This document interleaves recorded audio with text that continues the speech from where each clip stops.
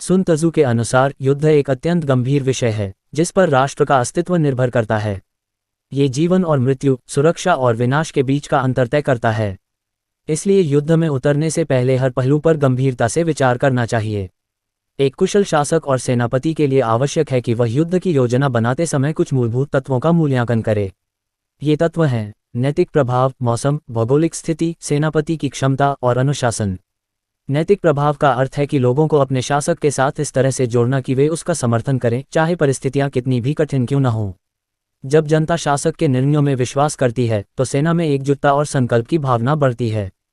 मौसम का मूल्यांकन इस बात से जुड़ा है कि युद्ध किस ऋतु में लड़ा जा रहा है, जैसे वर्षा, ठंड, गर्मी आदि, क्योंकि यह सैनिकों के स्वास्थ्य, यात्रा की गति और सैन्य संसाधनों की उपलब्धता को प्रभावित करता है। भौगोलिक स्थिति का अध्ययन इस दृष्टिकोण से आवश्यक है कि किस मार्ग से सेना को भेजा जाएगा, किस मार्ग से दुश्मन आ सकता है और किन क्षेत्रों में युद्ध लड़ना लाभकारी या हानिकारक होगा। सेनापति की क्षमता भी एक निर्णायक कारक है। एक अच्छा सेनापति बुद्धिमान, ईमानदार, दयालु, साहसी और सख्त होना चाहिए। उसे समय की पहचान हो और परिस्थितियों के अनुसार निर्णय लेने की क्षमता होनी चाहिए। अनुशासन का अर्थ है कि सेना को आदेशों का पालन कराने के लिए सख्ती से प्रशिक्षित किया गया हो। राशन की व्यवस्था, हथियारों की स्थिति, सैनिकों की गति और व्यवहार, सब कुछ सुव्यवस्थित होना चाहिए। इन पांचों तत्वों की तुलना अपने और शत्रु के बीच की जानी चाहिए, जिससे ये निर्णय लिया जा सके कि कौन सा पक्ष अधिक अनुकूल स्थिति में है। सुन त्जू बताते हैं कि रणनीति की सफलता इस बात पर निर्भर करती है कि योजना कितनी सावधानीपूर्वक और गोपनीय तरीके से बनाई गई है। एक सफल सेनापति अपने इरादों को शत्रु से छिपाता है। वह अपनी वास्तविक स्थिति का भ्रम पैदा करता है। यदि वह तैयार है तो वह अराजकता दिखाता है, यदि वह पास है तो वह दूर का आभास कराता है, यदि वह दूर है तो वह निकट प्रतीत होता है। ये छल की रणनीति है जो युद्ध में अत्यंत प्रभावी होती है। सुन त्जू ये भी कहते हैं कि अगर शत्रु का स्वभाव गर्म है तो उसे उत्तेजित किया जा सकता है। अगर वह अभिमानी है तो उसे झूठे लाभ दिखाकर जाल में फंसाया जा सकता है। अगर वह आराम कर रहा है तो उसे थका देना चाहिए। अगर वह एकजुट है तो उसे विभाजित करना चाहिए। उसे तब तक परेशान करते रहो जब तक वह तुम्हारी शर्तों पर युद्ध लड़ने को मजबूर न हो जाए। सुन त्जू बताते हैं कि युद्ध में जीत हमेशा बड़ी सेना के बल पर नहीं होती। अगर सेनापति अपने सैनिकों को चतुराई से तैनात करता है, समय का सही उपयोग करता है और शत्रु की गलतियों का लाभ उठाता है, तो छोटी सेना भी बड़ी सेना पर विजय प्राप्त कर सकती है। इसलिए हर सेनापति को युद्ध के पहले ही योजना बना लेनी चाहिए। बिना लड़े ही जीतने की रणनीति बनाना श्रेष्ठ है।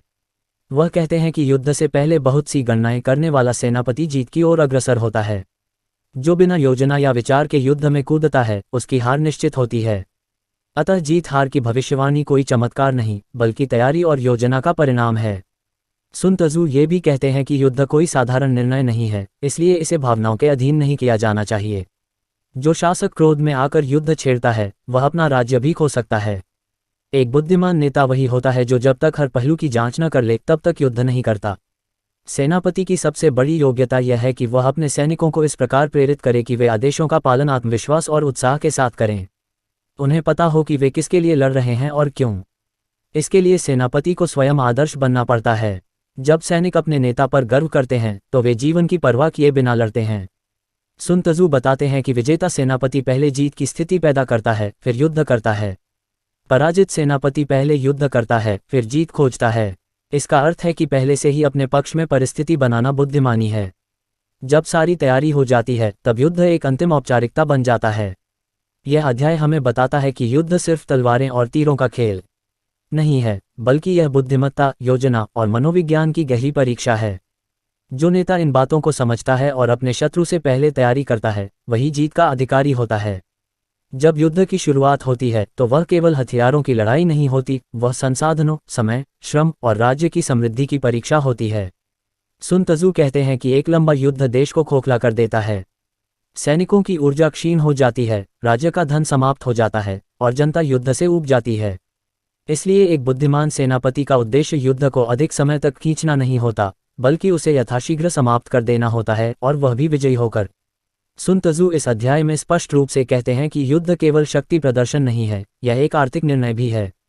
सेना को एक दिन चलाना ही इतना महंगा पड़ता है कि यदि वह महीनों तक युद्ध करे तो राज्य के संसाधन चुक जाएंगे। अनाज की कीमतें बढ़ जाएंगी, किसान या तो युद्ध में शामिल हो जाएंगे या डर के कारण खेती नहीं कर पाएंगे, और अंततः जनता भूख और कर से परेशान हो जाएगी। सेना के लिए जरूरी है कि वह युद्ध में तेजी से निर्णय ले, जल्दी दुश्मन की स्थिति का विश्लेषण करे और बिना देरी किए निर्णायक कार्यवाही करे। जैसे ही सेना लंबे युद्ध में उलझती है, उसकी मारक क्षमता कम होने लगती है। इसलिए सबसे बेहतर रणनीति यह होती है कि युद्ध की शुरुआत से ही जीत सुनिश्चित करने वाली परिस्थितियां बनाई जाएं। एक कुशल सेनापति जानता है कि युद्ध के पहले और युद्ध के दौरान भी राज्य को आर्थिक दृष्टि से संभालना होता है। वह जानता है कि उसे किस प्रकार शत्रु की सेना को हानि पहुंचाकर, उसकी आपूर्ति काटकर और उसके संसाधनों पर कब्जा करके अपने युद्ध की लागत को कम करना है। वह केवल अपने संसाधनों पर निर्भर नहीं रहता, बल्कि शत्रु के संसाधनों को हथियाकर उसका उपयोग करता है। यहाँ सुन त्सू एक महत्वपूर्ण बात कहते हैं, जब आप शत्रु पर विजय प्राप्त करते हैं तो उसकी सेना को पूरी तरह नष्ट करना हमेशा बुद्धिमानी नहीं होती। अगर आप दुश्मन की सेना को पराजित कर उसका उपयोग अपने हित में कर सकते हैं तो वह कहीं ज्यादा मूल्यवान होता है। उदाहरण के लिए, अगर आप दुश्मन के घोड़ों, गाड़ियों, हथियारों और सैनिकों को पकड़कर उन्हें अपनी सेना में शामिल कर लें तो आप दोहरा लाभ कमाते हैं। एक तो दुश्मन कमजोर होता है, दूसरा आपकी ताकत बढ़ती है। सुन त्सू समझाते हैं कि सेनापति को इस बात का विशेष ध्यान रखना चाहिए कि युद्ध में केवल जीत की नहीं, बल्कि कैसी जीत की आवश्यकता है। यदि युद्ध जीतकर भी आपकी सेना थक जाती है, आप भारी नुकसान झेलते हैं और आपकी जनता भूखी रह जाती है, तो वह जीत वास्तव में नुकसानदायक होती है। इसके विपरीत, यदि आप शत्रु को धोखे, चालाकी और तेजी से हराते हैं और आपकी सेना लगभग सुरक्षित रहती है, तो वह वास्तविक विजय होती है। वे एक और महत्वपूर्ण सिद्धांत प्रस्तुत करते हैं, जब आप दुश्मन की आपूर्ति पर निर्भर होते हैं तो आप उसे मानसिक और भौतिक दोनों स्तरों पर हराते हैं। यदि आप दुश्मन की रसद सप्लाई लाइन को काट देते हैं तो उसकी सेना घबराने लगती है। भूख, प्यास और थकावट के कारण शत्रु सेना की मनोबल टूटने लगता है।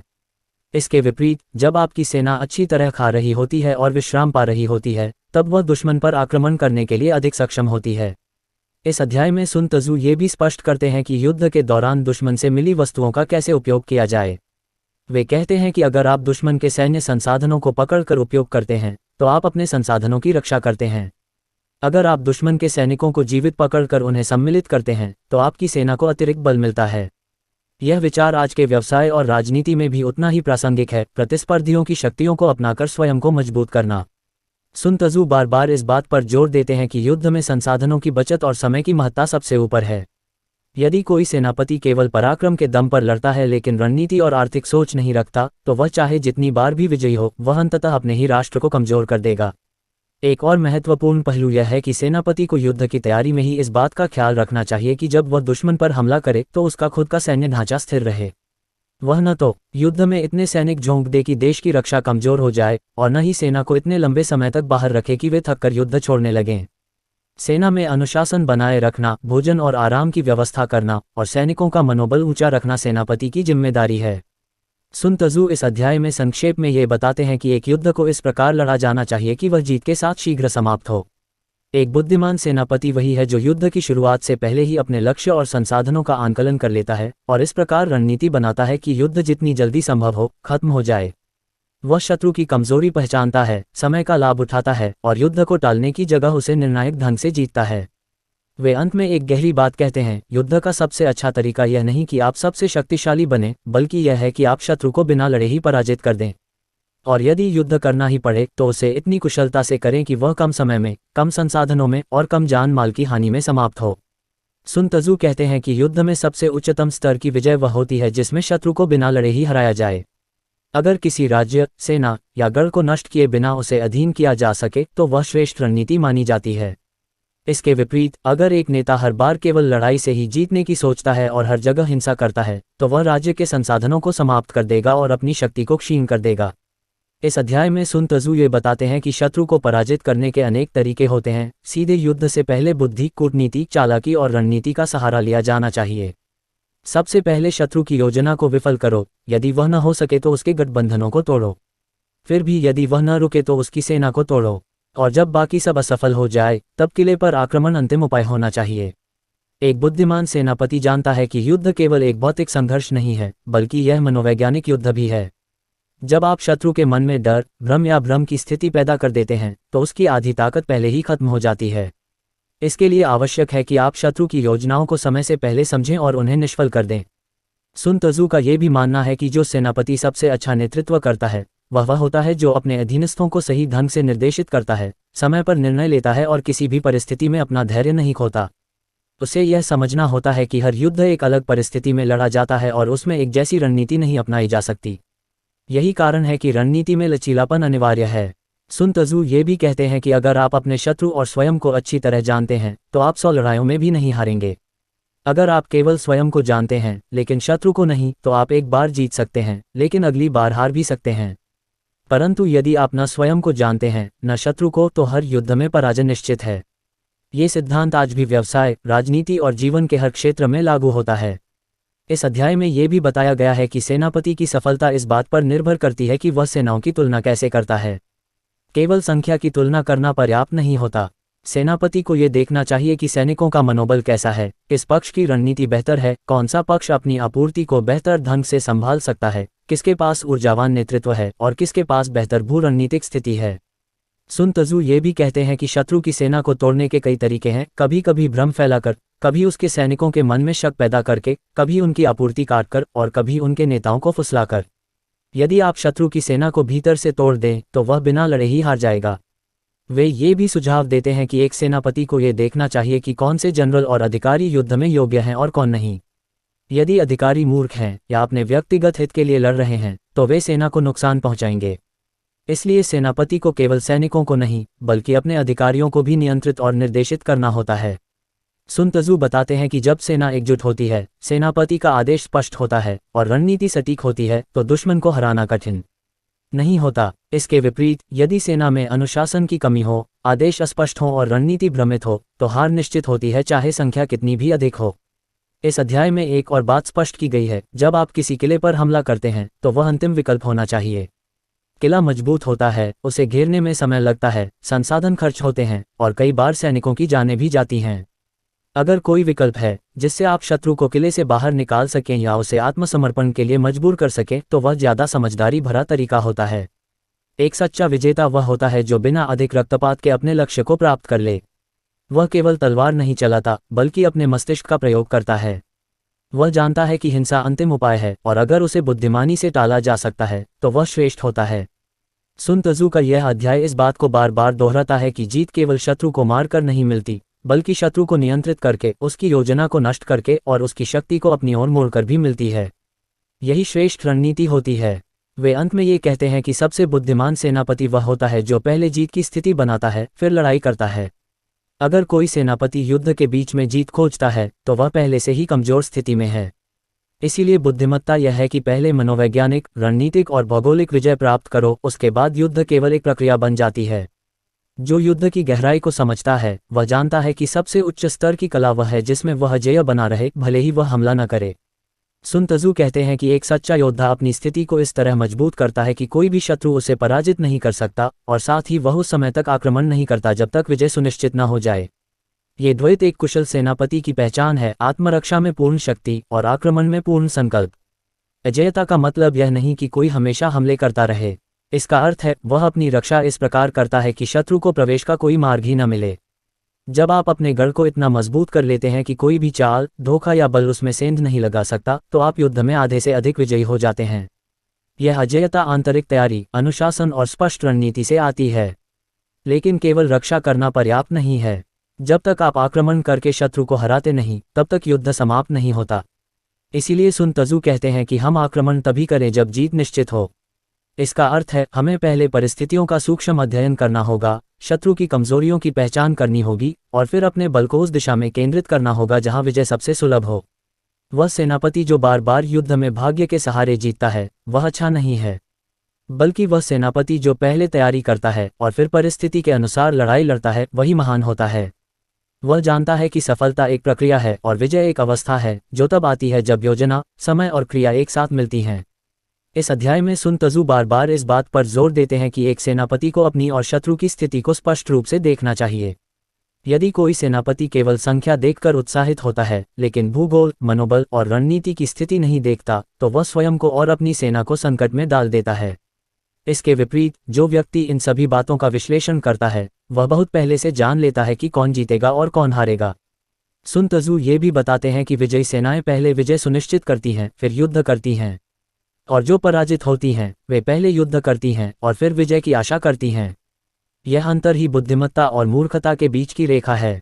इसलिए बुद्धिमान सेनापति युद्ध को अंतिम निर्णय नहीं मानता, वह युद्ध को तब अपनाता है जब सभी कारक उसके पक्ष में हों। एक और विचार जो सामने आता है वह यह है कि रणनीति एक मौन प्रक्रिया है। सेनापति को अपने मन की योजनाओं को उजागर नहीं करना चाहिए। जैसे गहरे जल में बहती धारा दिखाई नहीं देती, वैसे ही उसकी योजना गुप्त रहनी चाहिए। वह अपने शत्रु को भ्रमित करता है, उसे असमंजस में रखता है और उसके अनुमान गलत साबित करता है। ये रणनीति की कला है, स्पष्ट दिखते हुए भी अस्पष्ट रहना। इस अध्याय में ये भी बताया गया है कि जब कोई सेनापति मजबूत स्थिति में होता है तो वह लड़ाई को अपने अनुसार निर्देशित कर सकता है। वह तय करता है कि कब, कहाँ और कैसे हमला किया जाए। इसके विपरीत जो सेनापति कमजोर स्थिति में होता है वह केवल शत्रु की चालों के अनुसार प्रतिक्रिया करता है। इसलिए सर्वोत्तम रणनीति यह होती है कि पहले स्वयं को ऐसी स्थिति में लाया जाए जहां आप नियंत्रण में हो। सुन त्जू ये समझाते हैं कि केवल बाहरी शक्ति ही युद्ध नहीं जीतती, बल्कि भीतर की स्थिरता, एकता और तैयारी भी आवश्यक होती है। एक सच्ची सैन्य शक्ति वही होती है जो देखने में शांत दिखे लेकिन अंदर से ताकतवर हो, जैसे काले बादल जिनमें बिजली छिपी हो। वे ये भी बताते हैं कि एक सेनापति को अपनी सेना के हर पहलू को समझना चाहिए, उसके सैनिकों की क्षमता, उनका मनोबल, उनकी थकान, उनका अनुशासन और उनका भरोसा। जो सेनापति केवल आदेश देता है लेकिन अपनी सेना के हालात नहीं समझता, वह न तो नेतृत्व कर सकता है, न ही विजय प्राप्त कर सकता है। यह अध्याय बताता है कि जब आप स्वयं को सुरक्षित कर लेते हैं और फिर केवल तभी हमला करते हैं जब दुश्मन की स्थिति कमजोर हो, तो आप अपनी सेना की रक्षा भी करते हैं और युद्ध की संभावना को जीत में बदल देते हैं। ये संतुलन बुद्धिमत्ता की पराकाष्ठा है। इस सिद्धांत का आधुनिक जीवन में भी गहरा प्रभाव है। चाहे व्यापार हो, राजनीति या व्यक्तिगत संघर्ष, यदि आप पहले तैयारी कर लें और फिर तभी कार्रवाई करें जब सफलता के अवसर अधिक हों, तो आप बिना अधिक संघर्ष के लक्ष्य पा सकते हैं। यही सुन त्जू का सार है, संघर्ष से पहले बुद्धि, क्रिया से पहले योजना और आक्रमण से पहले सुरक्षा। अंततः इस अध्याय का संदेश यह है कि अजेयता हमारी अपनी तैयारियों से आती है और विजय शत्रु की गलतियों का परिणाम होती है। हम केवल अपनी सुरक्षा पर नियंत्रण रखते हैं, जीत पर नहीं, क्योंकि वह शत्रु की प्रतिक्रिया पर भी निर्भर है। इसलिए सेनापति का कर्तव्य है कि वह ऐसी स्थिति बनाए जिसमें वह हारा न जा सके और फिर ऐसे अवसरों की प्रतीक्षा करे जहां वह आसानी से जीत सके। सुन त्जू कहते हैं कि युद्ध केवल शक्ति का संघर्ष नहीं है, बल्कि ऊर्जा, गति और तालमेल का भी खेल है। किसी भी सेना की विजय इस बात पर निर्भर करती है कि वह किस तरह से अपनी सामूहिक शक्ति को दिशा देती है। जैसे संगीत में एक लय होती है, वैसे ही युद्ध में भी ऊर्जा का प्रवाह होता है। वही सेनापति विजयी होता है जो उस लय को समझता है और उसे नियंत्रित कर सकता है। जब सैनिकों की सामूहिक शक्ति को एक निश्चित दिशा में लगाया जाता है तो वह सामान्य बल एक विशेष प्रभाव में बदल जाता है। ये शक्ति तब उत्पन्न होती है जब सभी सैनिक एक ही लक्ष्य के लिए, एक ही भाव से, एक ही समय पर आगे बढ़ते हैं। सेनापति की सबसे बड़ी कला ये होती है कि वह इस समन्वय को पैदा कर सके। सुन त्जू बताते हैं कि प्रकृति की शक्तियां जैसे हवा, पानी और अग्नि जब नियंत्रित होती हैं तब वे विनाशकारी हो सकती हैं। उसी प्रकार सेना की शक्ति भी नियंत्रित होकर बहुत बड़ा प्रभाव छोड़ती है। इस नियंत्रण को प्राप्त करने के लिए सेनापति को अपने सैनिकों के गुण, स्वभाव और सीमाओं को गहराई से समझना होता है। उदाहरण के लिए, अगर आप एक पहाड़ी से भारी पत्थर को नीचे की ओर लुढ़काते हैं तो वह अपनी गति से तेजी से आगे बढ़ेगा और सब कुछ रौंदता जाएगा। ठीक उसी प्रकार जब सैनिकों की ऊर्जा को एक ही दिशा में तेजी से प्रवाहित किया जाए तो वह एक अजेय शक्ति बन जाती है। लेकिन इसके लिए जरूरी है कि उस ऊर्जा को सही समय और सही दिशा में प्रयोग किया जाए। सुन त्जू ये भी कहते हैं कि एक सफल सेनापति अप्रत्याशित तरीके से आक्रमण करता है और अपने शत्रु को भ्रमित करता है। वह कभी सामने से हमला करता है तो कभी अचानक पीछे से। वह कभी शांति का दिखावा करता है तो कभी आक्रोश दिखाता है। ये लगातार बदलती रणनीति शत्रु को मानसिक रूप से थका देती है और उसे निर्णय लेने में असमर्थ कर देती है। इस अध्याय में स्पष्ट रूप से बताया गया है कि एक सेनापति को कैसे प्रत्यक्ष और अप्रत्यक्ष तरीकों का प्रयोग करना चाहिए। प्रत्यक्ष तरीके जैसे सीधा आक्रमण और अप्रत्यक्ष तरीके जैसे छल, भ्रम, समय का खेल और जगह का उपयोग, इन दोनों का मिश्रण युद्ध को जीतने की कुंजी है। केवल प्रत्यक्ष बल प्रयोग करने वाला सेनापति सीमित होता है, लेकिन जो अप्रत्यक्ष रणनीति जानता है वह अनंत संभावनाओं का स्वामी होता है। ये भी कहा गया है कि बार बार एक ही प्रकार की रणनीति प्रयोग करने से शत्रु उसकी आदत डाल लेता है। इसलिए विविधता आवश्यक है। सेनापति को हमेशा अपने तरीके बदलते रहना चाहिए ताकि शत्रु को भ्रम बना रहे। ये केवल रणनीति की बात नहीं, बल्कि मनोविज्ञान का हिस्सा भी है। सुन त्जू ये बताते हैं कि श्रेष्ठ सेनापति उस खिलाड़ी की तरह होता है जो एक ढीले धनुष की डोरी को धीरे धीरे खींचता है और फिर अचानक छोड़ देता है। वह समय की प्रतीक्षा करता है, शक्ति को एकत्र करता है और फिर अचानक कार्य करता है। यही असली चातुर्य है, धैर्य और गति का सही संतुलन। इस अध्याय में वह ये भी स्पष्ट करते हैं कि सैन्य संचालन केवल बाहरी आक्रमण नहीं होता। एक कुशल सेनापति अपने सैनिकों के बीच एक लय और विश्वास बनाता है। वह उन्हें इस प्रकार प्रशिक्षित करता है कि वे बिना पूछे ही समझ जाएं कि कब आगे बढ़ना है और कब रुकना है। ये समन्वय ही सैन्य बल को एक जीवित शक्ति बनाता है। सुन त्सू बार बार यह विचार दोहराते हैं कि केवल वह सेनापति जीतता है जो स्थितियों को पढ़ सकता है। वह जो जानता है कि कब आक्रमण करना है, कब प्रतीक्षा करनी है, कब धोखा देना है और कब सीधे प्रहार करना है। वह अपने सैनिकों को ऐसे स्थानों पर ले जाता है जहां उनकी ऊर्जा को अधिकतम प्रभाव मिल सके और शत्रु की ऊर्जा कमजोर हो जाए। सुन त्सू का यह भी मानना है कि एक कुशल सेनापति अपने सैनिकों को कठिन परिस्थितियों में डालता है ताकि वे अपनी पूरी शक्ति और चतुराई का प्रयोग करें। जब सैनिकों को लगे कि उनके पास कोई विकल्प नहीं, तो वे पूरी शक्ति से लड़ते हैं। ये स्थिति तनावपूर्ण होती है, लेकिन कभी कभी श्रेष्ठ परिणाम देती है। सेनापति को अपने शत्रु की ताकत नहीं, बल्कि उसकी कमजोरियों को लक्ष्य बनाना चाहिए। जब आप शत्रु के मजबूत पक्ष पर हमला करते हैं, तो आप अधिक शक्ति खर्च करते हैं।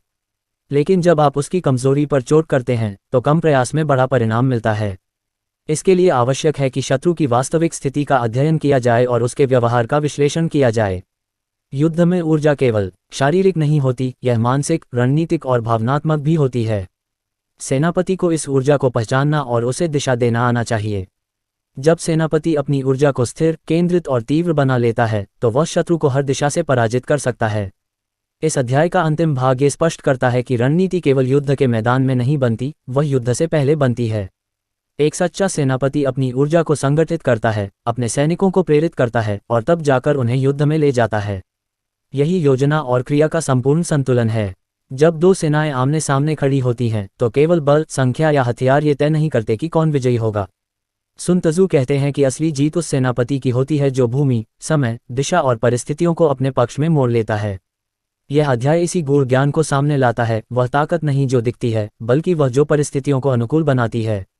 वह बताते हैं कि जो सेना सबसे पहले युद्ध भूमि पर पहुंचती है और उसे अपने अनुसार व्यवस्थित करती है, वह बेहतर स्थिति में होती है। ये ठीक वैसा है जैसे कोई यात्री जो पहले घाट पर पहुंचकर अपनी नाव तैयार कर लेता है, वह तूफान के आने पर सुरक्षित रहता है। वही सेना जिसकी स्थिति ऊंचाई पर है, जिसे हवा, पानी, पहाड़ और समय का लाभ प्राप्त है, वह स्वाभाविक रूप से आगे बढ़ती है। सुन त्सू कहते हैं कि युद्ध भूमि में जो सेना विश्राम करके शत्रु की थकी हुई सेना का सामना करती है, वह फायदे में रहती है। इसी तरह जो सेना भूखे सैनिकों को खिलाकर शत्रु के थके हुए और भूखे सैनिकों पर आक्रमण करती है, वह बिना ज्यादा संघर्ष के जीत जाती है। इसलिए समय और स्थान का चुनाव युद्ध में बहुत मायने रखता है। वह ये भी बताते हैं कि रणनीति का सबसे बड़ा भाग यह है कि शत्रु को उसकी इच्छा के विरुद्ध लड़ने पर मजबूर किया जाए। यदि शत्रु पहाड़ों की ओर जाना चाहता है, तो रास्ता बंद कर दो। यदि वह सपाट भूमि में युद्ध करना चाहता है, तो उसे संकीर्ण घाटियों की ओर धकेलो। उसे ऐसी स्थिति में ले जाओ जहां वह घबराहट में निर्णय ले और तुम योजनाबद्ध रूप से कार्य करो। सेनापति को चाहिए कि वह शत्रु को भ्रमित करे, उसके मन में अनिश्चितता भरे और उसे गलत निर्णय लेने पर मजबूर करे। ये तभी संभव है जब सेनापति को भलीभांति भूमि की भौगोलिक विशेषताओं का ज्ञान हो, कौन सी जगह उपयुक्त है डेरा डालने के लिए, कौन सी रक्षा के लिए और कहां से हमला करना सबसे प्रभावशाली होगा। एक और महत्वपूर्ण बात यह है कि सेनापति को कभी भी सीधे टकराव से आकर्षित नहीं होना चाहिए, यदि उसे लक्ष्य किसी दूसरे मार्ग से भी प्राप्त हो सकता है। कभी कभी सबसे सीधा मार्ग सबसे खतरनाक होता है और जो मार्ग घूमकर जाता है वही सबसे सुरक्षित होता है।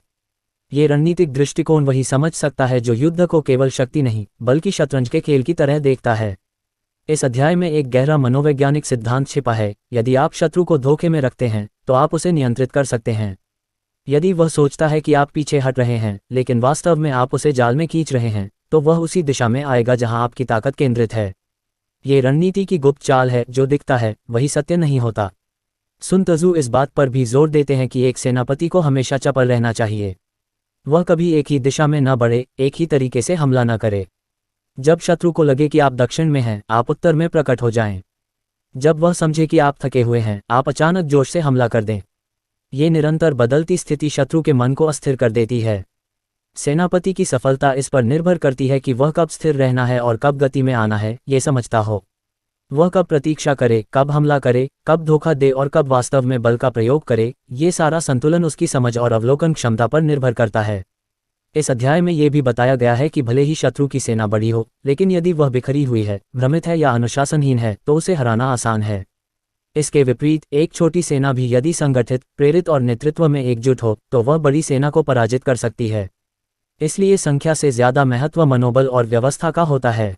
यह अध्याय युद्ध की स्थिति, या स्थिति विज्ञान की बात करता है, अर्थात वह शक्ति जो केवल सैनिकों की संख्या से नहीं, बल्कि भूमि की स्थिति, दिशा की योजना और मनोवैज्ञानिक चालों से उत्पन्न होती है। ये वह शक्ति है जो बिना दिखे काम करती है, लेकिन जिसका प्रभाव असीम होता है। सुन त्जू बताते हैं कि सेनापति को शत्रु की सेना की चालों पर लगातार नजर रखनी चाहिए, कब वह शांत है, कब उत्साहित है, कब थकी हुई है और कब असावधान है। जब ये संकेत मिल जाएं कि शत्रु में कमजोरी है, तभी प्रहार करना चाहिए। जब वह सजग हो तो टकराव से बचना ही बुद्धिमानी है। एक असली सेनापति तब जीतता है जब वह शत्रु की स्थिति का लाभ उठाता है और अपनी स्थिति को सर्वोत्तम बनाता है।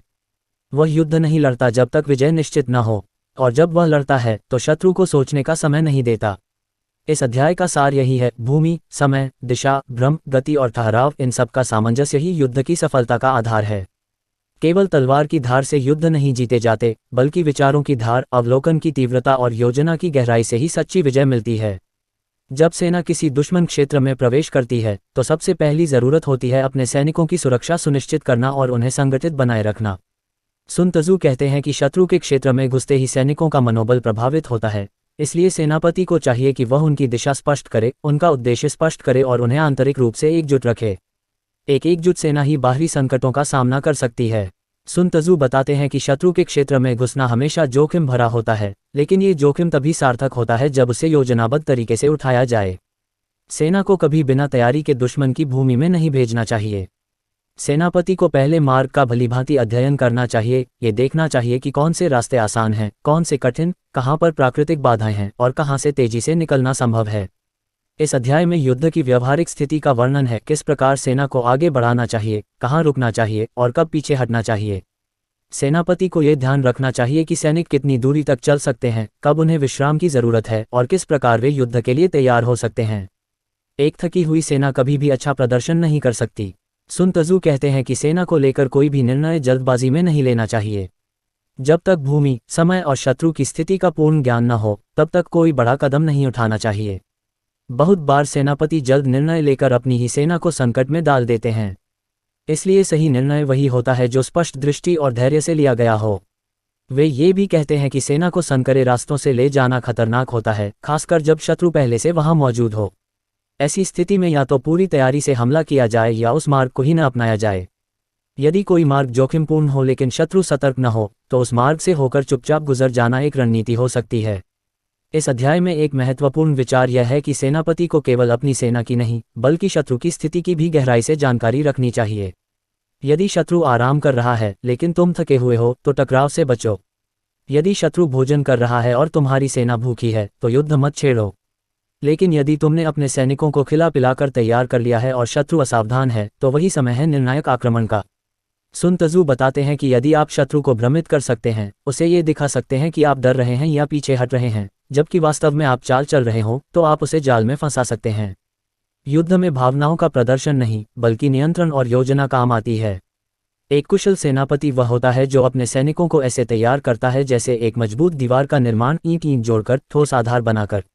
यदि सैनिकों में अनुशासन नहीं है, यदि वे आदेश की अवहेलना करते हैं या भयभीत हो जाते हैं, तो सबसे पहले सेनापति को अपने भीतर झांकना चाहिए। क्या नेतृत्व में कोई कमी है? क्या संवाद में कोई असमर्थता है? इस अध्याय में यह भी कहा गया है कि सेनापति को अपने सैनिकों पर न केवल अधिकार होना चाहिए, बल्कि उनके भीतर प्रेरणा और विश्वास भी भरना चाहिए। केवल डर से सेना नहीं चलती, उन्हें यह विश्वास होना चाहिए कि उनका नेता उन्हें सही मार्ग पर ले जा रहा है और उनकी सुरक्षा और सम्मान का ध्यान रखता है। सुन त्जू ये भी कहते हैं कि कभी कभी युद्ध को टालना ही जीत होती है। यदि शत्रु मजबूत स्थिति में है और तुम्हारी सेना थकी हुई है, तो युद्ध करना मूर्खता है। वहीं अगर तुम्हारी स्थिति श्रेष्ठ है लेकिन तुम बिना सोचे आक्रमण करते हो, तो तुम अपनी श्रेष्ठता को व्यर्थ कर देते हो। इस अध्याय का एक और महत्वपूर्ण भाग है फायदे और नुकसान का संतुलन। हर निर्णय से पहले सेनापति को सोचना चाहिए कि उससे लाभ कितना होगा और नुकसान कितना। यदि जोखिम अधिक है और लाभ कम, तो निर्णय टाल देना चाहिए। लेकिन यदि थोड़ा जोखिम लेकर बड़ी जीत संभव है, तो साहसिक कदम उठाना चाहिए। यह अध्याय हमें यह भी सिखाता है कि सेना को लंबे समय तक शत्रु क्षेत्र में न रोका जाए। वहां भोजन की कमी हो सकती है, स्थानीय लोग विरोध कर सकते हैं और सैनिकों में घबराहट पैदा हो सकती है। इसलिए सेनापति को चाहिए कि वह जितनी जल्दी हो सके युद्ध समाप्त कर अपनी सेना को वापस अपने क्षेत्र में ले आए। अंततः यह अध्याय नेतृत्व, धैर्य, अवलोकन और निर्णय की परीक्षा है। एक सेनापति को हमेशा जमीन की प्रकृति, शत्रु की तैयारी, अपनी सेना की क्षमता और समय की मांग, इन सब का समन्वय करके ही निर्णय लेना चाहिए। यही रणनीतिक चातुर्य है। एक कुशल सेनापति वही होता है जो युद्ध को तब शुरू करता है जब जीत की संभावना पक्की हो और तब रुकता है जब स्थिति उसके अनुकूल न हो। सुन त्जू कहते हैं कि कोई भी सेना तभी तक शक्तिशाली है जब तक उसका नेता विवेकशील, समझदार और सतर्क है। यह अध्याय सेनापति की जिम्मेदारियों, गलतियों और उनके परिणामों पर केंद्रित है। सुन त्जू बताते हैं कि एक सेनापति को 6 प्रकार की गलतियों से बचना चाहिए। ये गलतियां केवल रणनीतिक भूल नहीं, बल्कि नेतृत्व में कमजोरी की निशानी होती हैं। पहली गलती होती है अत्यधिक साहसी होना। ऐसा सेनापति जो केवल वीरता दिखाना चाहता है, अक्सर दुश्मन की चाल में फंस जाता है और बिना सोचे युद्ध करता है। उसकी वीरता उसे आत्मघाती फैसले लेने पर मजबूर कर देती है। दूसरी गलती होती है बहुत अधिक डरपोक होना। यदि सेनापति हर समय खतरे से डरता है तो वह कभी निर्णायक निर्णय नहीं ले पाता। वह हर परिस्थिति को टालता है और यही उसके पतन का कारण बनता है। युद्ध में कभी कभी साहसिक कदम ही जीत दिलाते हैं, लेकिन भयभीत नेतृत्व हमेशा हार की ओर ले जाता है। तीसरी गलती होती है अत्यधिक जल्दी क्रोधित होना। गुस्से में लिया गया निर्णय अक्सर तात्कालिक प्रतिक्रिया होती है, जिसमें दूरदृष्टि नहीं होती। सेनापति को चाहिए कि वह शत्रु की उत्तेजनाओं का शिकार न बने। यदि शत्रु जानता है कि तुम्हें गुस्सा दिलाकर वह तुम्हें चाल में फंसा सकता है, तो वह यही करेगा। एक शांत और स्थिर मन वाला सेनापति ही शत्रु के खेल को बिगाड़ सकता है। चौथी गलती होती है प्रतिष्ठा को बचाने के लिए युद्ध करना। कभी कभी सेनापति केवल अपनी छवि बचाने के लिए संघर्ष करता है, जबकि वास्तविकता में वह जानता है कि स्थिति अनुकूल नहीं है। यह अहंकार के कारण होता है और अहंकार रणनीति का शत्रु है। सेनापति को अपने सम्मान से अधिक सेना और राष्ट्र के हित की चिंता करनी चाहिए। पांचवी गलती होती है बहुत अधिक दया दिखाना। अगर सेनापति अनुशासन को छोड़कर केवल दया का व्यवहार करता है तो सेना में अनुशासन टूट जाता है। सैनिक आदेशों की उपेक्षा करने लगते हैं और सेना बिखरने लगती है। युद्ध एक कठोर परिस्थिति है जहां नेतृत्व को कभी कभी सख्ती भी अपनानी पड़ती है। छठी और अंतिम गलती होती है अनन्य। यदि सेनापति सही समय पर निर्णय नहीं ले पाता तो वह अवसर चूक जाता है और शत्रु लाभ उठाता है। युद्ध में कभी कभी देर से लिया गया निर्णय एक निश्चित हार में बदल सकता है। ये 6 गलतियां एक सेनापति को नीचे गिरा सकती हैं, चाहे वह कितना ही बड़ा योद्धा क्यों न हो। इसलिए सबसे पहले सेनापति को स्वयं को जीतना होता है, अपने व्यवहार, प्रतिक्रियाओं और सोच को संतुलित रखना होता है। सुन त्जू कहते हैं कि युद्ध की शुरुआत केवल तब की जानी चाहिए जब सभी स्थितियों का गहराई से अध्ययन कर लिया गया हो। उसे भूमि, शत्रु की शक्ति, मौसम, संसाधन और अपनी सेना की तैयारी, इन सब का मूल्यांकन कर लेना चाहिए। यदि कोई एक पक्ष भी कमजोर है तो युद्ध को टालना चाहिए। यह अध्याय हमें यह भी सिखाता है कि सेनापति को अपने अधीनस्थों की क्षमताओं का भी ध्यान रखना चाहिए। किसी असमर्थ व्यक्ति को महत्वपूर्ण जिम्मेदारी देना सेना को संकट में डालना है। सेनापति को यह देखना होता है कि कौन व्यक्ति किस कार्य के लिए उपयुक्त है और उसी के अनुसार जिम्मेदारी बांटनी चाहिए। सुन त्जू ये भी कहते हैं कि यदि सेनापति अपने अधीनस्थों से व्यवहार नहीं कर पाता, उन्हें सम्मान नहीं देता या उनकी गलतियों को बार बार सार्वजनिक करता है, तो वह उनका मनोबल गिरा देता है। इससे सेना का संगठन टूटता है। एक सच्चा नेता वही होता है जो शक्ति और करुणा दोनों का संतुलन बनाए रखता है। युद्ध केवल तलवारों की लड़ाई नहीं, बल्कि विचारों की टकराहट होती है। इसीलिए सेनापति को मानसिक रूप से सशक्त होना चाहिए। अगर उसका मन अस्थिर है तो उसकी पूरी सेना डगमगाएगी। यदि वह स्पष्ट सोच वाला है तो उसकी सेना एकजुट होकर काम करेगी। सुन त्जू स्पष्ट करते हैं कि अगर कोई सेनापति केवल राजा के आदेशों का पालन करता है, भले ही परिस्थिति के अनुकूल न हो, तो वह नुकसान की ओर बढ़ता है। एक सेनापति को युद्ध भूमि में स्वायत्तता होनी चाहिए ताकि वह समय के अनुसार निर्णय ले सके। यदि वह हर आदेश का आंख बंद कर पालन करता है तो वह न परिस्थितियों को समझ सकता है, न ही अपना दायित्व निभा सकता है। इस अध्याय में यह भी कहा गया है कि कभी कभी युद्ध को रोक देना ही सबसे बड़ी जीत होती है। केवल मारकाट को ही जीत नहीं कहा जाता, बल्कि बुद्धिमानी से शांति बनाए रखना भी विजय है। यदि सेनापति यह समझ जाए कि आगे बढ़ने से हानि होगी, तो पीछे हटना बुद्धिमानी है, कायरता नहीं। युद्ध में सबसे बड़ी हार तब होती है जब एक सेनापति अपने भीतर की कमजोरी को पहचानने से इनकार करता है।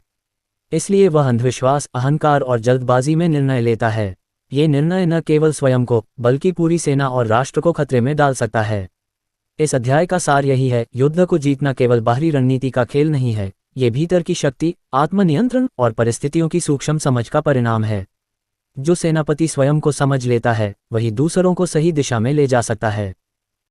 जब कोई सेना किसी दुश्मन की भूमि में गहराई से प्रवेश करती है और फिर एक निश्चित स्थान पर रुकती है, तो उस स्थान की प्रकृति को समझना बहुत आवश्यक होता है। सुन त्जू कहते हैं कि युद्ध में केवल सैनिकों की संख्या या हथियारों की ताकत ही निर्णायक नहीं होती, बल्कि यह भी मायने रखता है कि सेना कहाँ खड़ी है, किस प्रकार की भूमि पर तैनात है और उसकी स्थिति शत्रु की तुलना में कितनी बेहतर या कमजोर है। वह ये बताते हैं कि कुछ स्थान ऐसे होते हैं जो संघर्ष को बढ़ावा देते हैं, जबकि कुछ स्थान शांति को प्रोत्साहित करते हैं। कुछ भूमि ऐसी होती है जहां दोनों पक्ष बराबरी पर होते हैं, वहां कोई भी पहल कर सकता है। वहीं कुछ जगहें ऐसी होती हैं जहां एक पक्ष को रणनीतिक लाभ होता है।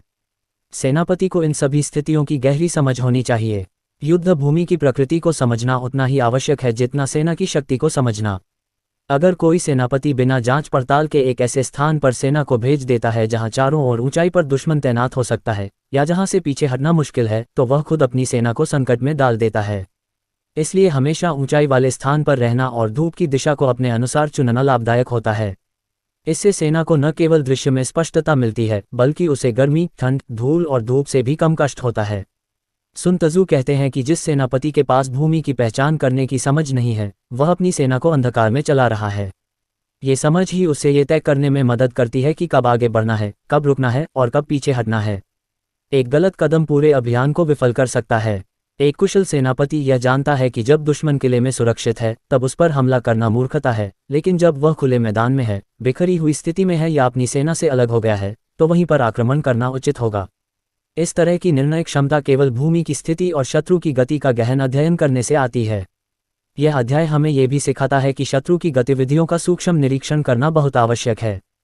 यदि शत्रु शांत है लेकिन तुम्हारी सेना थकी हुई है, तो युद्ध से बचो। यदि शत्रु बहुत अधिक हलचल कर रहा है लेकिन स्पष्ट लक्ष्य नहीं दिखा रहा, तो यह भ्रम फैलाने की कोशिश हो सकती है। सेनापति को ऐसे संकेतों को पढ़ने की क्षमता होनी चाहिए। अगर शत्रु अपने शिविर से रात को बाहर निकले और हमला न करे, तो इसका मतलब ये हो सकता है कि वह भयभीत है या उसके भीतर भ्रम है। अगर वह दिन में जल्दी ही हथियार पहन ले और पूरे दिन पूरी तरह सुसज्जित रहे, तो यह उसकी असुरक्षा की निशानी है। ऐसे सूक्ष्म संकेतों को देखकर सेनापति को आकलन करना चाहिए कि कब हमला करना है और कब शांत रहना है। एक और महत्वपूर्ण बात यह है कि जब दुश्मन तुम्हें शांत दिखाने की कोशिश कर रहा है लेकिन उसकी सेना हड़बड़ाई हुई है, तो समझो कि वह भ्रमित है। जब वह बिना स्पष्ट रणनीति के आक्रामक दिख रहा है, तो यह उसकी कमजोरी को छिपाने की कोशिश हो सकती है। इसलिए हर दृश्य को सही नहीं, गहराई से पढ़ना जरूरी है। सुन त्जू ये भी कहते हैं कि कभी कभी शत्रु जानबूझकर अपनी सेना को बिखेर देता है ताकि वह तुम्हें जाल में फंसा सके। वह पीछे हट सकता है ताकि तुम उसका पीछा करो और फिर एक संकरी घाटी या दलदल में घुसकर तुम्हें घेर ले। ऐसे में अगर तुम भूमि का ठीक से आकलन नहीं कर पाए, तो बहुत बड़ा नुकसान हो सकता है। सेनापति को केवल शत्रु की चालों को ही नहीं, बल्कि अपनी सेना की थकावट, मनोबल और संसाधनों का भी लगातार मूल्यांकन करते रहना चाहिए। यदि सेना थकी हुई है, भोजन की कमी है और युद्ध लंबा खींच रहा है, तो उसका प्रभाव सैनिकों के मनोबल पर पड़ता है।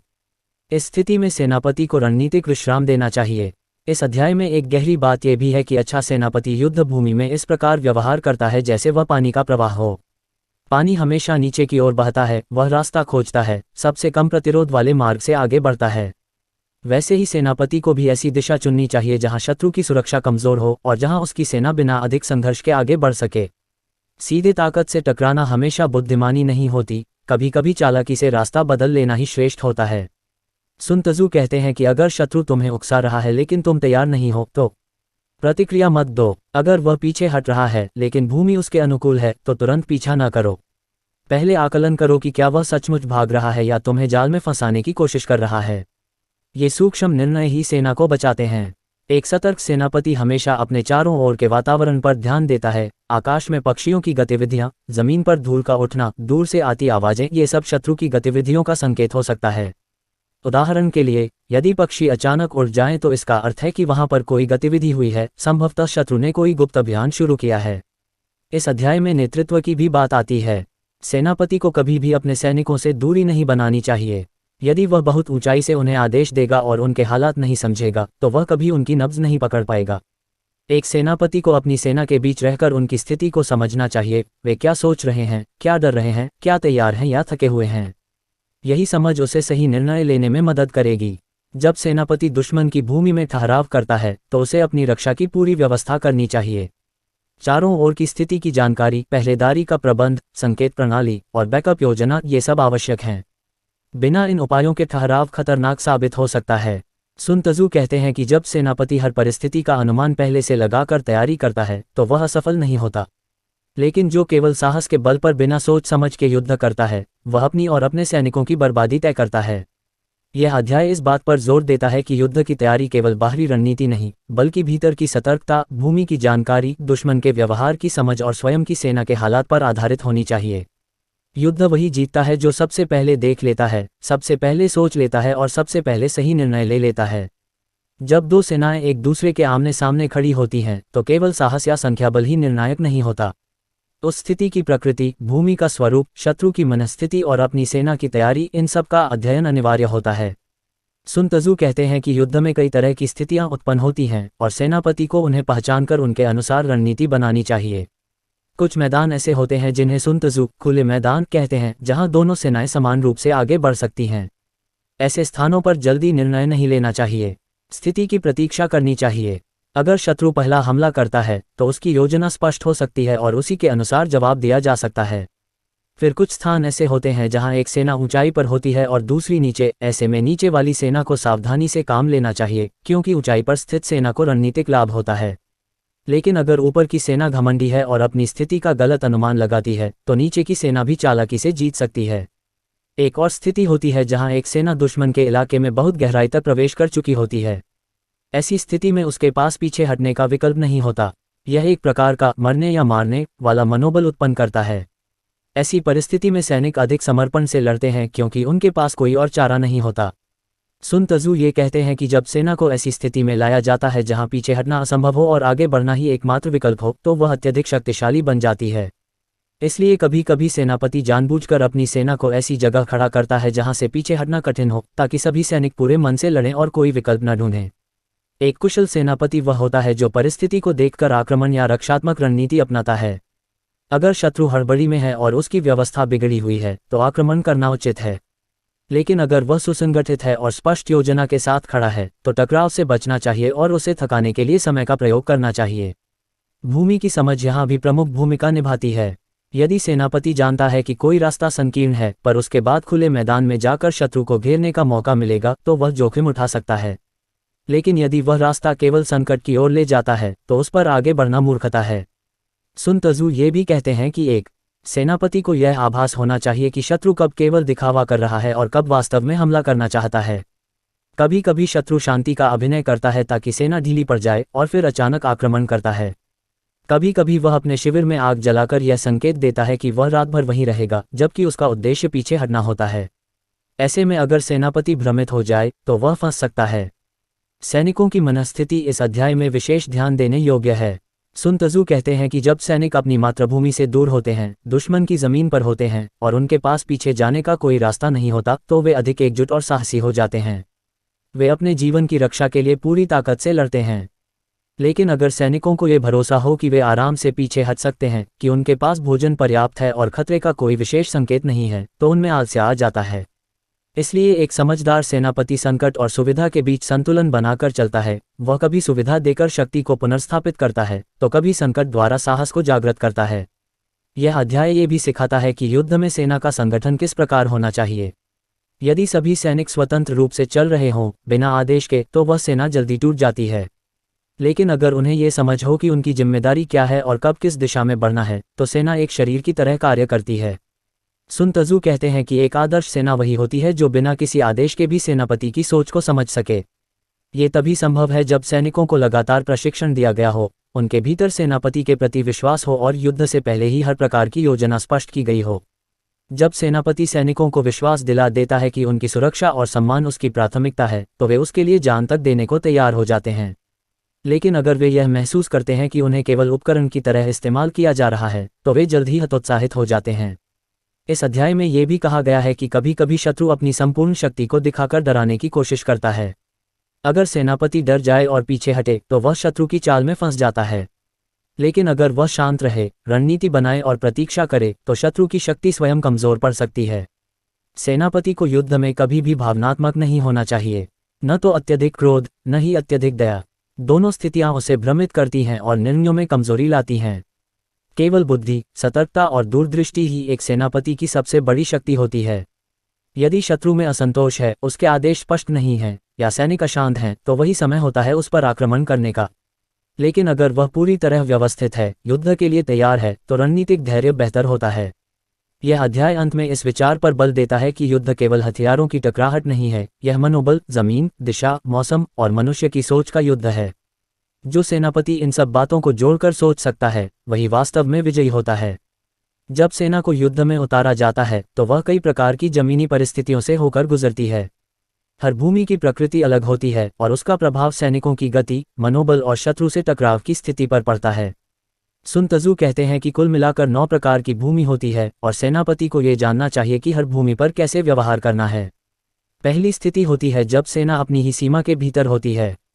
इसे घरेलू भूमि कहा जा सकता है। वहां पर अधिक सतर्कता नहीं बरती जाती, क्योंकि अपने क्षेत्र में सुरक्षा का एक स्वाभाविक भाव होता है। लेकिन यही सुरक्षा कभी आलस्य भी उत्पन्न कर देती है। सेनापति को इस भूमि पर अपने सैनिकों को प्रेरित करते रहना चाहिए ताकि वे युद्ध के लिए पूरी तरह तैयार रहें।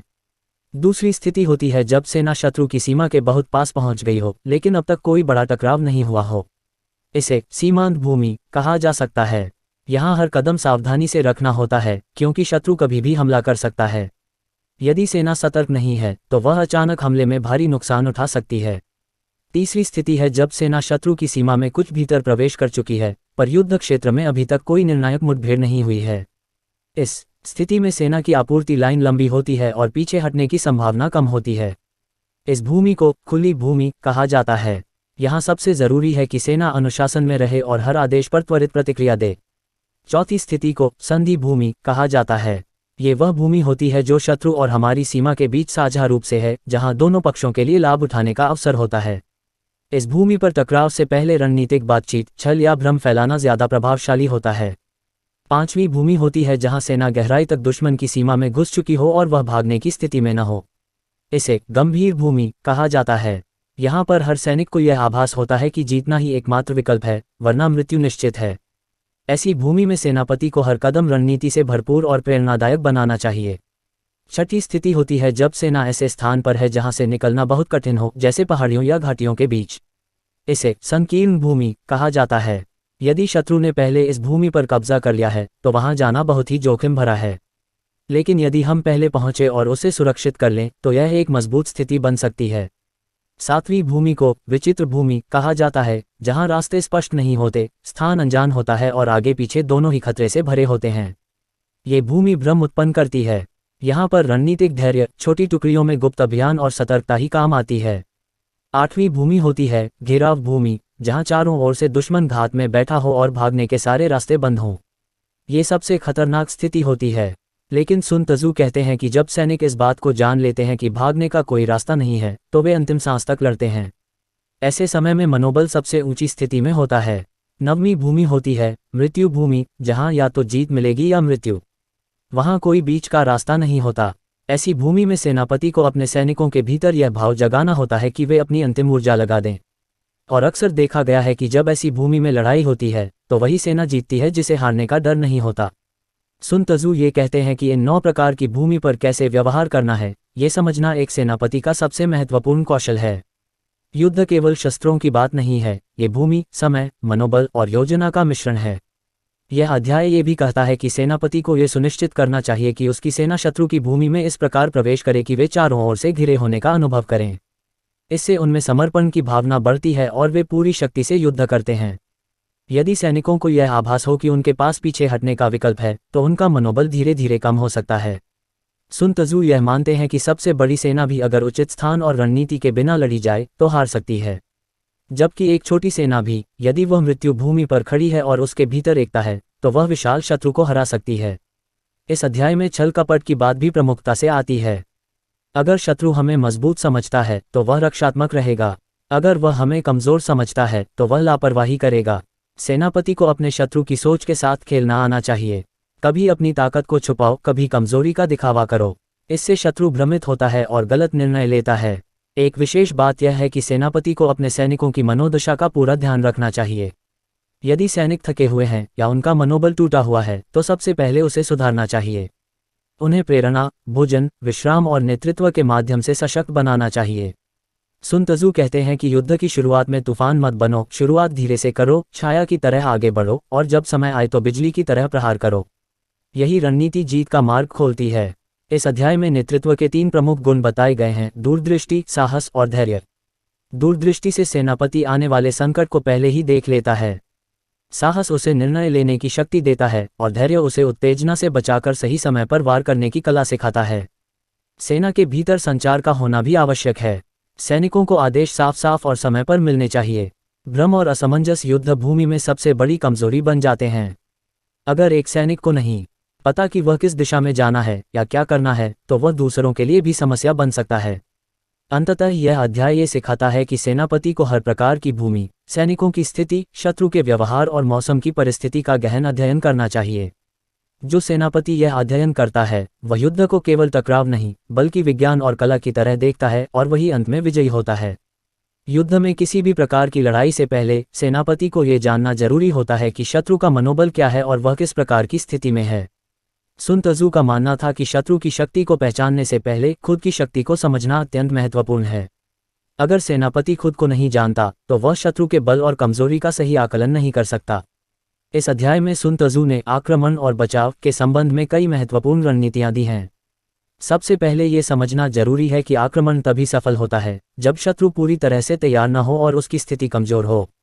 यदि शत्रु ने रक्षा के लिए पूरी तैयारी कर रखी है तो उस पर आक्रमण करना मूर्खता हो सकती है। इसके बजाय सेनापति को शत्रु के दुर्बल बिंदुओं पर ध्यान केंद्रित करना चाहिए और वहां आक्रमण करना चाहिए। सुन त्जू के अनुसार शत्रु की स्थिति का आकलन करते समय उसे केवल उसके शस्त्रों या संख्याबल से नहीं बल्कि उसकी मानसिक स्थिति, उसके सामरिक निर्णयों और उसके वातावरण से भी समझना चाहिए। यदि शत्रु आत्मविश्वास से भरा हुआ है तो वह आक्रमण के लिए तैयार रहेगा, लेकिन यदि वह ऊहापोह में है या डरा हुआ है तो उसका मनोबल कम हो सकता है और तब उसे हराना सरल हो सकता है। सुन त्जू ये कहते हैं कि युद्ध में केवल शारीरिक बल ही निर्णायक नहीं होता बल्कि मानसिक ताकत भी महत्वपूर्ण होती है। अगर सेनापति शत्रु की मानसिक स्थिति को सही तरह से समझ लेता है तो वह अपनी सेना को शत्रु के खिलाफ एक ऐसी रणनीति पर काम करने के लिए प्रेरित कर सकता है जिससे शत्रु का आत्मविश्वास टूट जाए। इस तरह के आक्रमण शारीरिक बल के मुकाबले कहीं अधिक प्रभावी होते हैं। युद्ध की स्थिति में यह जरूरी होता है कि सेनापति अपने सैनिकों को एकजुट रखे, उनका मनोबल ऊंचा बनाए रखे और युद्ध के लिए उन्हें पूरी तरह से तैयार करे। अगर सैनिक मानसिक रूप से तैयार नहीं है तो किसी भी प्रकार की टक्कर में जीत हासिल करना मुश्किल हो सकता है। इसीलिए युद्ध में पहला आक्रमण सैनिकों के मनोबल को ठीक रखने के लिए होना चाहिए ताकि वे पूरी शक्ति से लड़ सकें।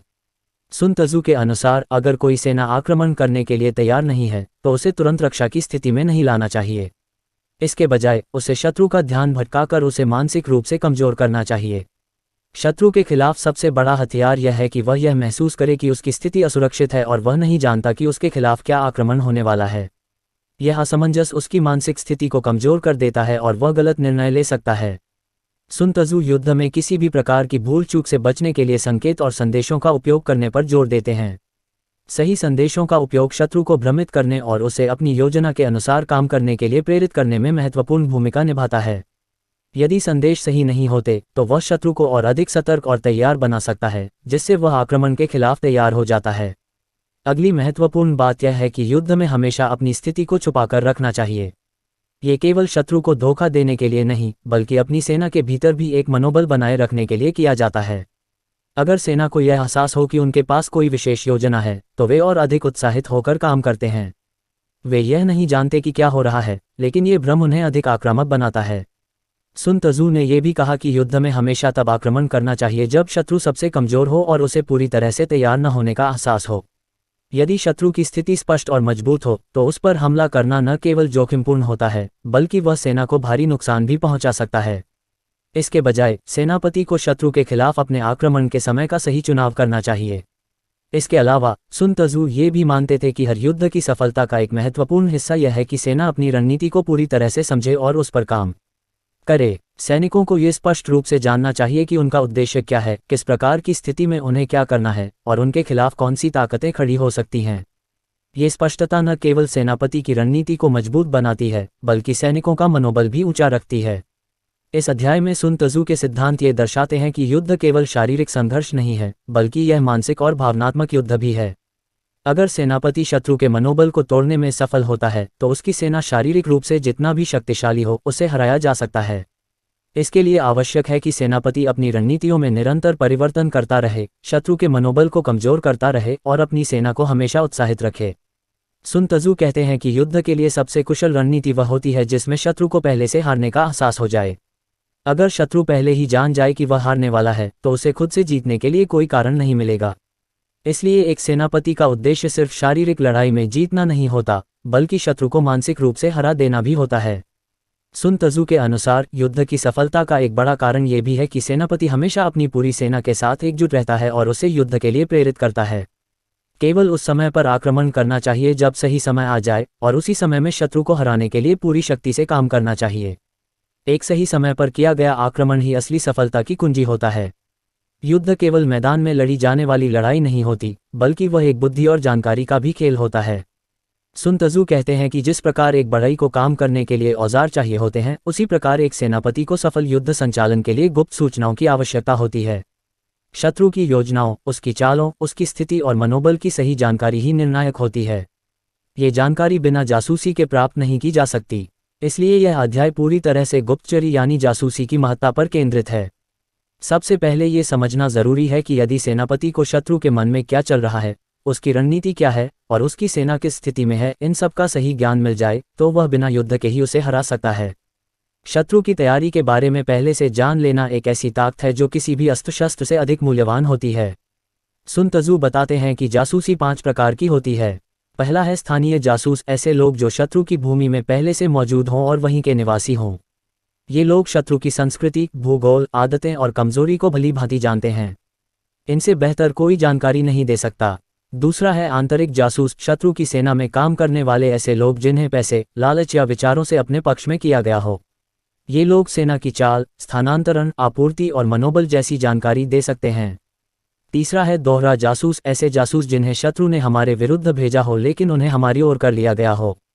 ये सबसे उपयोगी होते हैं क्योंकि वे दोनों पक्षों की रणनीति से परिचित होते हैं। चौथा है मृतक जासूस, जिन्हें शत्रु क्षेत्र में जानबूझकर झूठी जानकारी के साथ भेजा जाता है ताकि वे पकड़े जाएं और शत्रु उस झूठी सूचना के आधार पर गलत निर्णय ले। पांचवां है जीवित जासूस, जो दुश्मन की जमीन में जाकर गुप्त जानकारी एकत्र करके जीवित लौटते हैं। इनकी जानकारी सबसे ताज़ा और सटीक होती है। सुन त्जू कहते हैं कि युद्ध में ये 5 प्रकार की जासूसी एक साथ काम में ली जानी चाहिए। कोई भी प्रकार अपने आप में पूर्ण नहीं होता। सेनापति को चाहिए कि वह इनका सही संयोजन करे और समय समय पर उनकी विश्वसनीयता को परखे। जासूसी की सूचना जितनी भरोसेमंद होगी, जीत की संभावना उतनी ही बढ़ेगी। एक कुशल सेनापति जानता है कि झूठी जानकारी पर आधारित निर्णय सेना को विनाश की ओर ले जा सकता है। इसलिए वह केवल उन्हीं सूत्रों पर विश्वास करता है जो बार बार सटीक जानकारी देते हैं। इसके लिए जासूसों की परीक्षा, प्रशिक्षण और सुरक्षा अत्यंत आवश्यक होती है। जासूसों को चुनते समय उनकी बुद्धिमत्ता, साहस, वफादारी और व्यवहारिक समझ का मूल्यांकन करना जरूरी होता है। कोई भी ऐसा व्यक्ति जिसे लालच देकर तोड़ा जा सके, वह दूसरे पक्ष के लिए भी खतरा बन सकता है। इसलिए सेनापति को चाहिए कि वह केवल उन्हीं लोगों पर विश्वास करे जिनके चरित्र और लक्ष्य दोनों की वह परख कर चुका हो। इसके साथ साथ यह भी जरूरी है कि जासूस को उचित इनाम मिले। अगर वह अपनी जान जोखिम में डालकर राष्ट्र के लिए सूचना ला रहा है तो उसे सम्मान और सुरक्षा मिलनी ही चाहिए। सुन त्जू कहते हैं कि एक राजा को यह समझना चाहिए कि एक कुशल जासूस की जानकारी लाखों सैनिकों की जान बचा सकती है, इसलिए उसे कभी नज़रअंदाज नहीं किया जाना चाहिए। सुन त्जू ये भी कहते हैं कि कई बार युद्ध जीतने के लिए शत्रु के भीतर भय पैदा करना होता है, और यह कार्य भी जासूसों के द्वारा ही किया जाता है। जब शत्रु को यह एहसास हो जाए कि उसकी सारी योजना लीक हो चुकी है या उसके गुप्त ठिकाने सेनापति को पहले से ज्ञात हैं, तो उसका मनोबल टूट जाता है। ऐसे में वह या तो गलती कर बैठता है या हार मानने के लिए मजबूर हो जाता है। सेनापति को जासूसों के माध्यम से ये भी पता करना चाहिए कि शत्रु के भीतर कौन कौन से लोग असंतुष्ट हैं, कौन सत्ता से नाराज हैं और किसे अपने पक्ष में किया जा सकता है। ये रणनीति शत्रु की सेना को भीतर से खोखला कर देती है। कभी कभी शत्रु के भीतर भ्रम पैदा करने के लिए भी जानबूझकर गलत जानकारी भेजनी पड़ती है। ये कार्य मृतक जासूस करते हैं। जब शत्रु उन पर विश्वास करता है और उनकी दी हुई जानकारी के अनुसार अपनी रणनीति बदलता है, तब सेनापति को निर्णय लेने का श्रेष्ठ अवसर प्राप्त होता है। इस प्रकार युद्ध एक ऐसी विद्या बन जाती है जिसमें केवल तलवार और ढाल नहीं, बल्कि बुद्धि, धैर्य और जानकारी सबसे अधिक महत्वपूर्ण होते हैं। ये जानकारी केवल सतह पर नहीं होती, बल्कि वह गहराई में जाकर खोजनी पड़ती है, और यह कार्य एक कुशल जासूस ही कर सकता है। अंत में सुन त्जू ये स्पष्ट करते हैं कि जासूसी कोई नीच कार्य नहीं है, बल्कि यह राष्ट्र की सुरक्षा और सेनापति की सफलता के लिए एक अनिवार्य साधन है। इसे गुप्त, सम्मानजनक और रणनीतिक रूप से उपयोग में लाना चाहिए। इस अध्याय का सार यह है कि युद्ध को जीतने के लिए पहले शत्रु के मन में उतरना पड़ता है, और यह केवल तभी संभव है जब सेनापति के पास सटीक और समय पर जानकारी हो, और यह जानकारी जासूसी से ही प्राप्त होती है।